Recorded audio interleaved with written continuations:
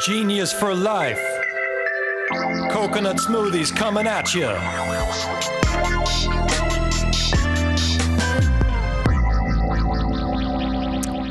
Hello there. Welcome to 15 Minutes of Genius. This is really a show where we bring on amazing entrepreneurs from all walks of life that have started amazing companies that have grown to scale, or they could be small too, small, big, and everything in between. We also bring on investors.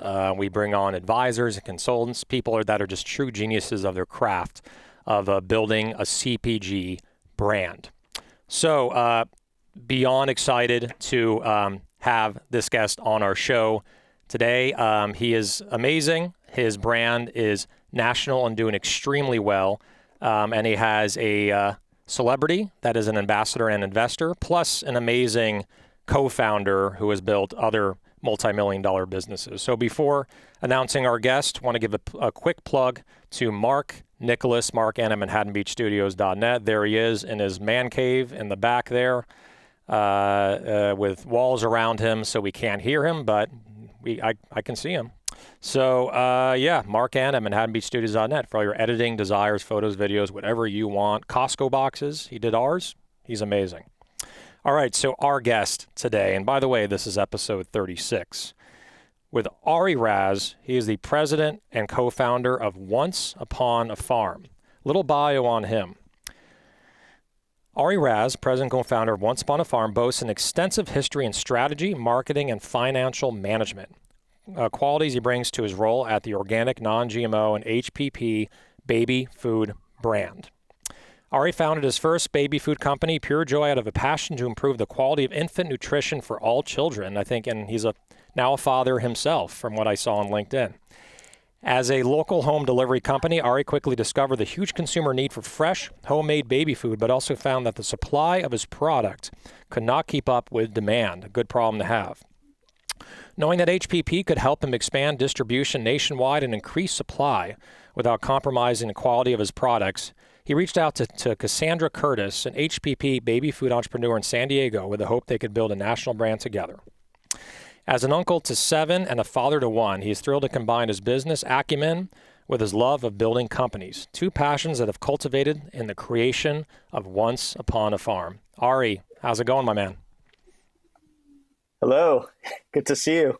Yeah, good to see you too.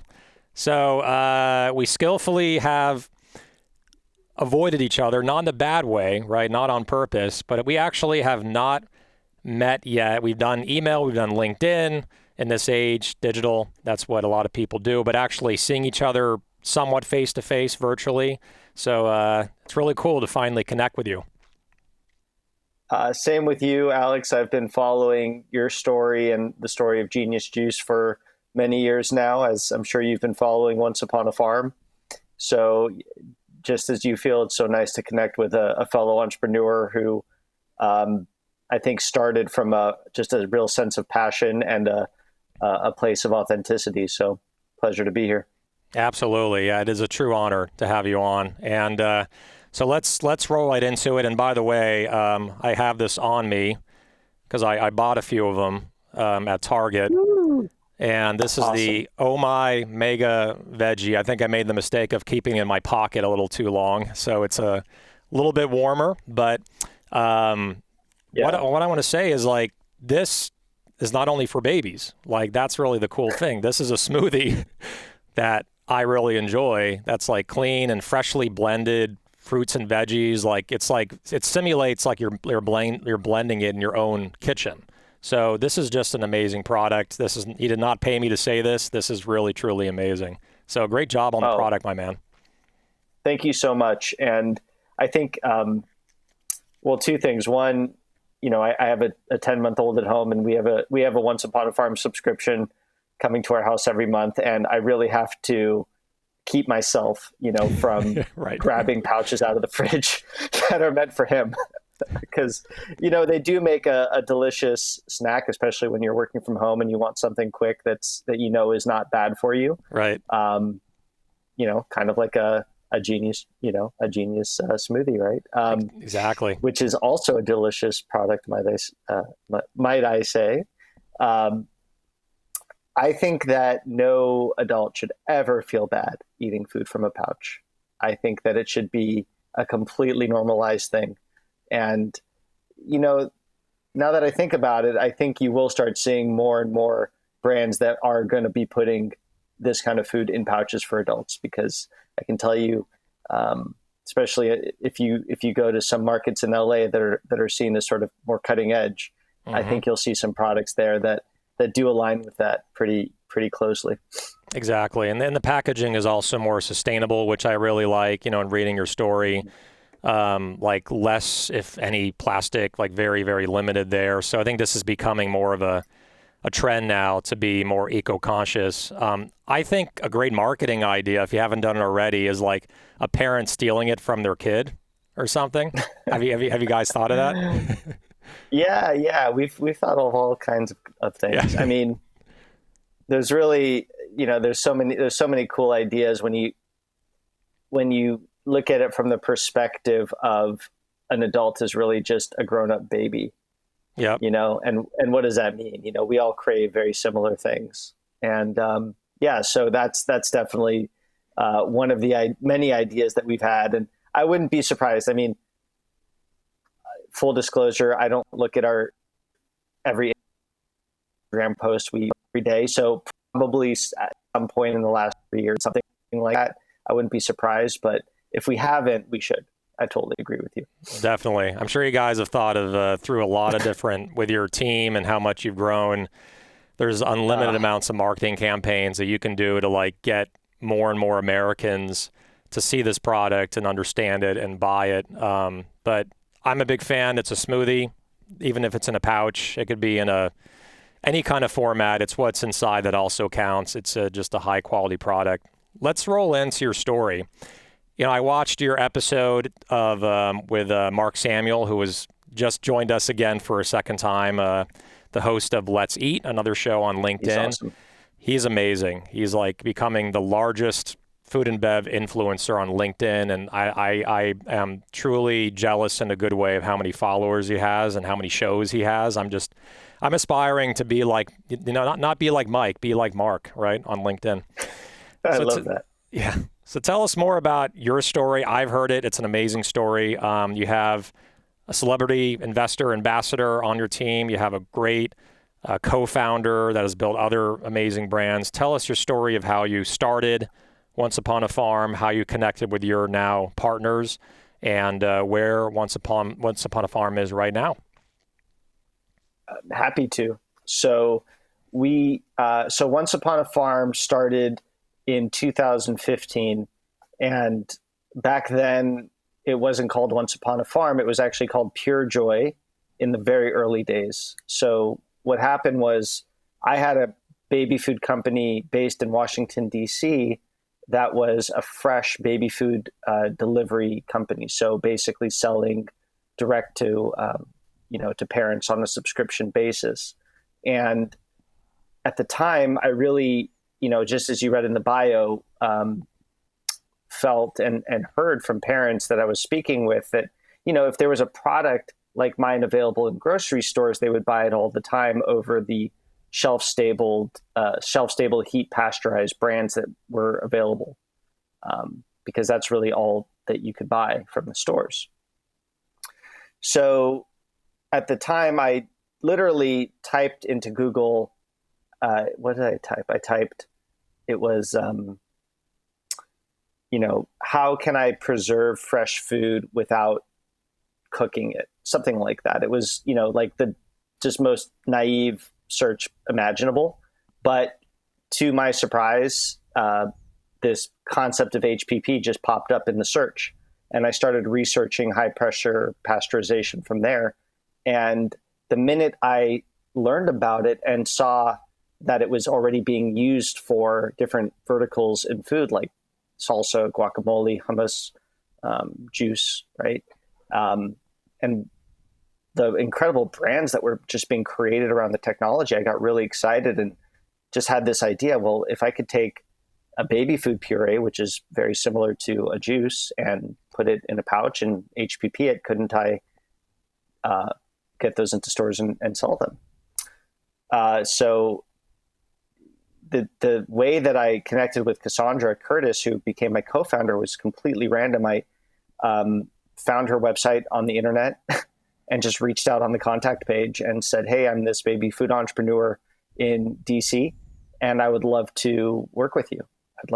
I didn't even say that. I said, I'd love to learn, how you brought HPP baby food to market, because I knew that she would have to have taken it through FDA testing, to get it into stores.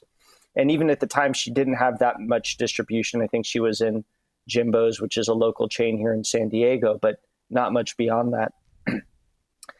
And after about 4 emails, she finally responded.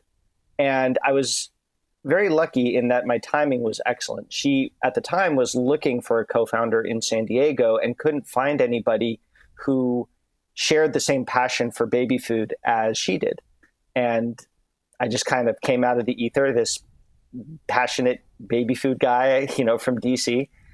And we, had one video conversation. And, even though we hadn't met in person, from then on, we decided we'd start working together. And we formed the LLC before we met. And I moved, I shut down my business in DC and moved to San Diego in early 2015. Had basically no money to start with, but we had enough to start paying for branding. And by the middle of 2015, we changed the name from Pure Joy, working with our branding agency, to Once Upon a Farm, and became, they created the beautiful logo that you saw. And yeah, that's one of our original D2C boxes right there. Mm-hmm. And based on the branding and the concept and the flavors that Cassandra was creating, all these beautiful recipes, we were able to start attracting investors. And, surprisingly, we actually were able to get one of the greatest, I would say, operators in the natural products industry to become an investor before we even launched product into the market. And that person was John Foraker from Annie's Organic. So, onboarding John Foraker as an investor and onto our advisory board was huge for us. And it gave us a lot of credibility with other potential investors, who then followed John as angels. So we were able to raise, a significant amount, at least at the time, in those early days. So that's a picture. I just want to pause here for a second because this picture is awesome. This picture is in Locust Grove, Oklahoma. And I'm going to get to this part of the story very shortly. But as you can see, that's Jennifer Garner on the left, mm-hmm. John Foraker next to her. That's Jennifer's uncle, Rob, mm-hmm. in the middle. Mm-hmm. And he is he lives in Oklahoma. And the house that he lives in is on this beautiful piece of land that Once Upon a Farm developed a organic farm on. Oh, and wow. The land is actually owned by Jennifer Garner.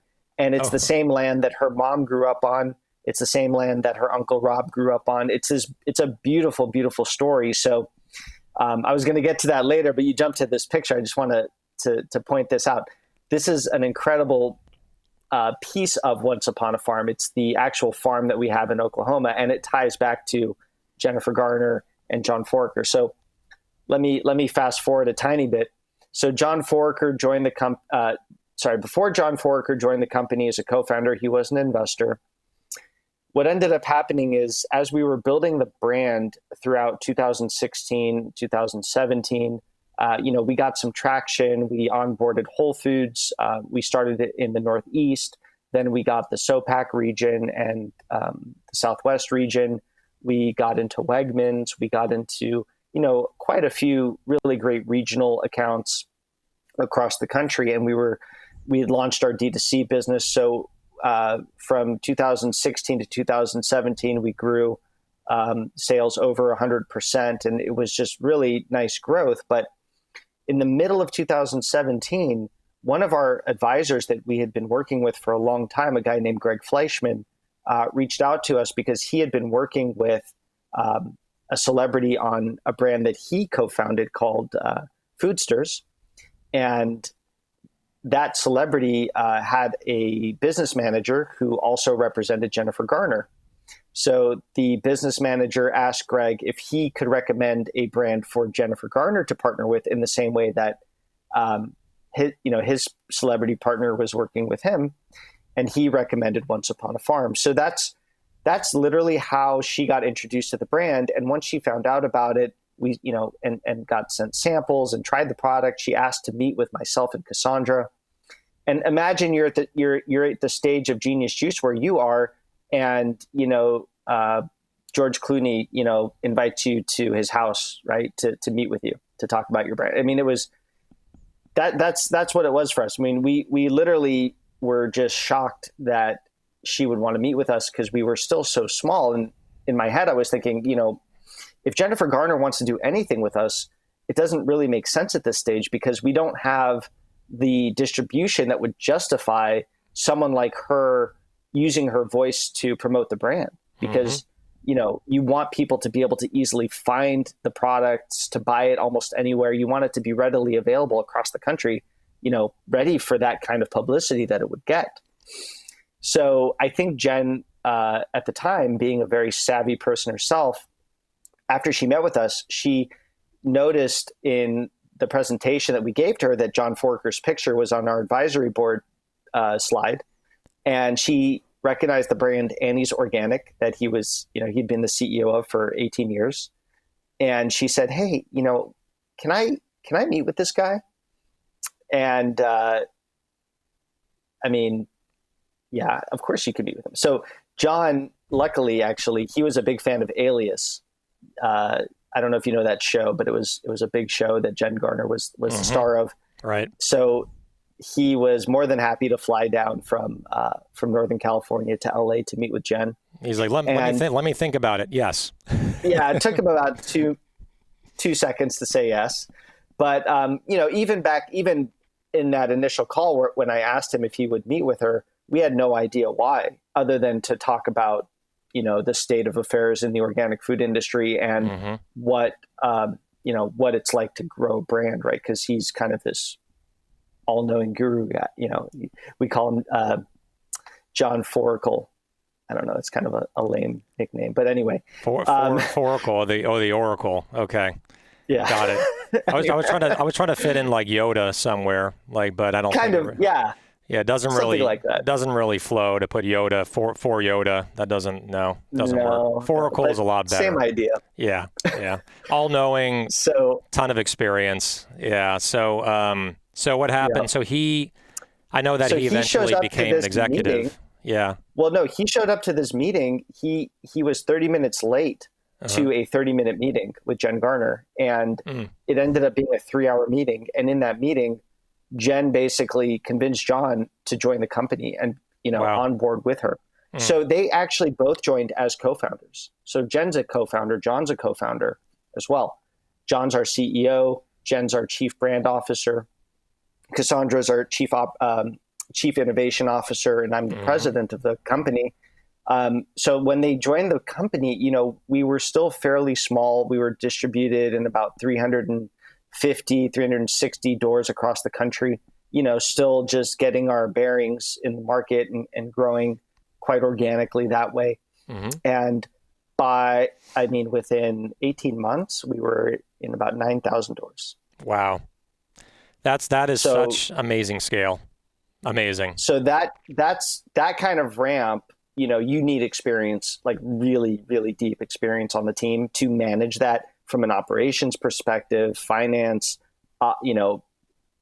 just the operations management, but also marketing and, working with Jen and her PR team and just all of the details that need to get sorted out, right? Because you want the execution to be as perfect as possible when you're rolling out that quickly in so many high quality accounts. And John put together just an A+ team to really drive that initial launch through 18 and into 19. And, every day just wakes up, waving the banner of Once Upon a Farm, just jazzed, ready to go. And, he's such an inspirational leader to work with. And I thank the stars that, I get to work with him. I get to learn from him, and not only him, but the incredible leadership team that we have at Once Upon a Farm, as well as all the people that have come in to all the different departments to really augment the vision and to help us really fulfill our promise to customers, to ourselves, right? I mean, we would never have been able to launch, for instance, a WIC line of baby food, right, without not just John and Jen making a promise that we would do it, but all the people behind the scenes who had to work so hard to create a product that wouldn't lose us money, that we could still sell into market for a very, very, very low price to be able to meet the standards for the Women, Infant, Children program. Exactly. And I think what's amazing, we were talking before we started the show, right, that you created something better from what was already out there. There were other brands before Once Upon a Farm that did baby food in a pouch, but it was either, retorted, which is a fancy word of saying cooked or pasteurized, or it was, it was pasteurized or gently or flash pasteurized in some way. And one of my mentors and then friends also said, when you create a product, it's about 1 degree of weirdness from what's already on the market. And your degree of weirdness, I'm not saying it's weird, but it's different, is that you created something that is fresh, an existing category which is already popular, but created something that just blows the doors off anything else that's in the market. But what I love about Once Upon a Farm and the merchandising of it is that it's in the refrigerated section versus in the shelf-stable section. That's probably really helped you a lot, right, in velocity and visibility on the brand, right, just being in that set. It does, yes. I mean, as you know, most consumers these days spend most of their money in the perimeter of the grocery store. And that, that's one reason why you're seeing more refrigeration in the middle of the grocery stores, more and more, because I think the buyers and the retailers are starting to realize the power of moving towards fresh products. Exactly. But what I would say is that it's kind of sad it's sad to me that you could buy refrigerated dog food, right, almost anywhere in the country before you could buy refrigerated baby food. So we definitely, we had a long way to go.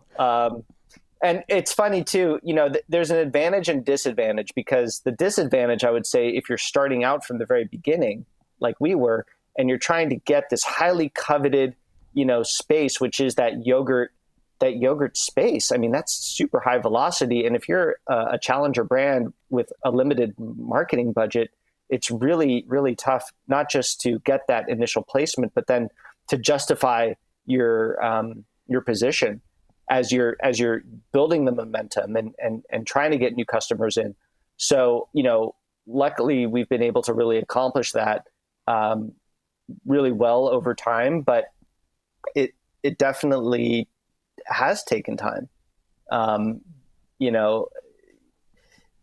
Chobani, if you look at the velocities of certain yogurt brands, they're just mind-blowing in some cases, in some stores. And you can't be expected to necessarily match those kinds of brands. But if you can show that your brand is incremental to the set as an add-on, right? It's not competing with the yogurt set. It's really incremental. It's a different type of product, and customers will buy it in addition to whatever they would normally buy in that space. It becomes a really compelling story for the buyers, and something that we've really found rings true for our brand. Exactly. Well, talking about future innovation, right? Or what you can't share, right? Because some of it I'm sure is under wraps. But I'm sure you've done a lot of market research on knowing your target market and demographic and working backwards from there. That's like the best way, in my opinion, of running a CPG brand, right? You got to know your market before you come out with a product. So your market, you said it, WIC, women, infant, and children. Are you seeing now that you're expanding beyond that, right? To people like me, a millennial, I'm a very dated millennial, at the very cusp of millennial. I'm proud that I made it, but I barely made it. I was born in me too. Yeah, 82. That's my, what year? 83. So we both barely made it across the millennial line. So are you seeing in your research that are less and less, like what demographic is actually having this product now in its current state? Is it still mostly children and moms that are buying it for their children? Are guys starting to go in there and buy it? Like, what are you seeing in the market research? Sure. So it's interesting. We have a lot of products, around 30 different products. But really we have 8 that we focus on because they are driving over 80% of our business. And I'm very proud to say that of those 8, 5 of them are still the original products that we launched with in 2016. So, I think there's something to be said for that. Our idea was right on point. Now, the way we think about how are we going to grow, it doesn't necessarily have to all come from innovation. That doesn't mean we're not working on innovation or, we're not going to launch innovation, but the way we think about growth is really related to our core set that we know is just, it's just a great product line that more customers need to be able to find and identify with. So the question is, how do you bring more families into buying Once Upon a Farm? And, what do we do to really sort of boost that opportunity? So that's really what we're focused on in 21. And I think we have a really stellar strategy to do that. Part of it is flowing through now, and that is our new packaging, which no longer says organic baby food. It actually says at the top, no sugar added. And then underneath it says fruit and veggie blends. Yep. So that's flowing through on the packaging. Yeah. So that's really the first step in a multi-step process. But starting, I want to say next month, you'll see some very significant changes flowing through. Can't exactly say what they are, but they're very exciting changes. The whole team is really, really jazzed about it. And that's about all I can say about it for now. But yeah, really exciting things coming up. That's great. That's great. You've done a great job of telling us enough as a teaser, but not too much where you get in trouble with your own board, right? You got it.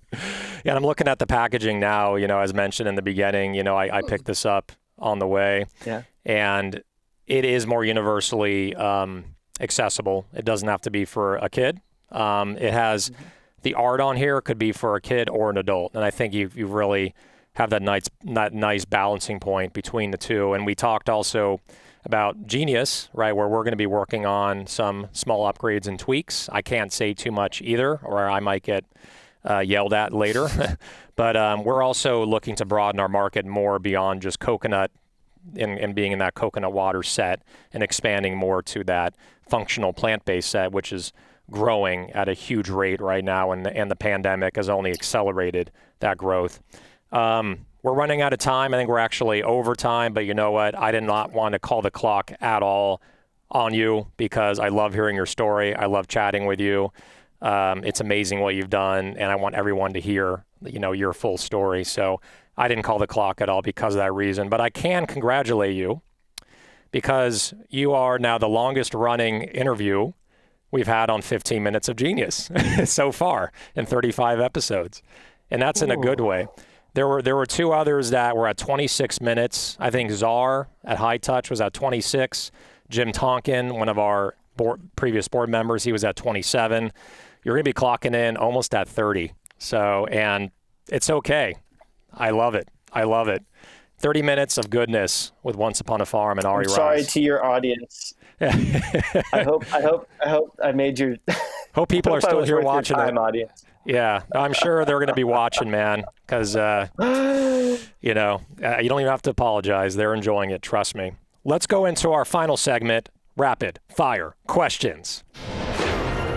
Rapid fire questions. And with these questions, you'll be securing the top spot of 30 minutes. So here we go. Going to rename the show, baby. 30 Minutes of Genius, just for you. All right, here we go. One after another. Answer it as fast as you can. First thing that pops in your mind, okay? You ready? Sure. NSYNC or Backstreet Boys? NSYNC.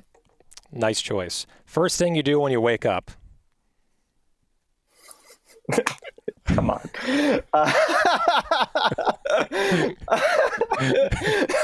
Do I have to? We'll skip it if you want to. Yeah. That's an answer. That's an answer in and of itself right there. Movie you can watch an unlimited amount of times.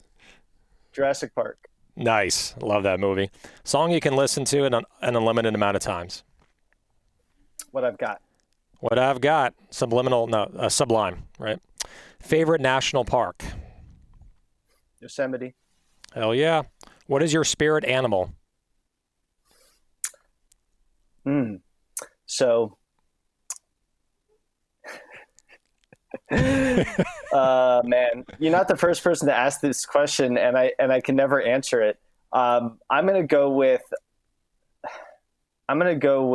a lion, because Ari means lion in Hebrew. I didn't know that. That's what I'm gonna go with. Yep. Right on. A member of the tribe, just like me. I didn't even know that. I'm ashamed I didn't know that Ari meant lion. Window seat or aisle seat on an airplane? Window. Peanut butter or almond butter? Peanut. Cold weather or hot weather? Hot. Cold brew or hot coffee, or if you don't have caffeine? Hot coffee. Hot coffee. Couple more here. LeBron James or MJ? Oh, MJ. Thank God. The last three guests have said LeBron. No. Okay. So, and I'm like, what? Come on, guys. I mean, and one said it that was in our generation. Like in our generation, it's MJ. How could it? If you grew up in the 90s, I mean, come on. Yeah, I mean, if you're born in 99 and you know, that's a different story, but come on. I mean, that's just crossing the line to me. I may not even air their episode because they answered LeBron. Ginger or turmeric? Ginger. Favorite food or drink if you're stuck on a deserted island? You cannot say Once Upon a Farm, and you cannot say I was going to say Can't say those two. I was going to say Genius Juice. Took the words out of your mouth. I'm going to have to go with Hugh Chocolate. Oh my God! And that acquisition that just happened. Jeez! Congratulations to Jordan and the team. Love that product. Love it. All right, so that is Rapid Fire Questions with Ari Raz, co-founder and president. Just made it through. Once Upon a Farm, our new crowning champion for the longest interview in a great way. 30 minutes of genius for this episode only. Ari, my man, thank you again, and glad to be also a member of Naturally San Diego. Big shout out to the team and the group. Hope to have a live event soon. Thank you again for joining us, my man. Have a wonderful night. It's my pleasure. You too. All right. Thank you all. Thank you all for watching, and have a great night yourself, Alex. Awesome. Thanks, Ari. Okay, so that is episode 36 of 15 minutes, or now 30 minutes of genius. And that is Ari Raz, as mentioned, president, co-founder of Once Upon a Farm, an amazing, not just baby food, but just a real food in a pouch for anyone, including dudes like me. So that is episode 36. Big plug to Mark Nicholas, Mark at ManhattanBeachStudios.net for your editing desires. Make sure to email him, contact him, knock down his door. He's amazing. And let's say one more thing. Stay genius, my friends.